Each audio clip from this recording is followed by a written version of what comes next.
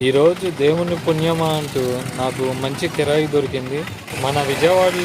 మన విజయవాడ దాటంగానే గన్నవరం ఎయిర్పోర్ట్ దగ్గరలో పెద్ద ఔటిపల్లి అని ఒక గ్రామం ఉంది. ఆ గ్రామంలో కిరాయికి వెళ్ళాను. చాలా బాగుంది. పెద్ద ఔటిపల్లి జోసఫ్ తంబి గారు అని ఆ పెద్ద చర్చి.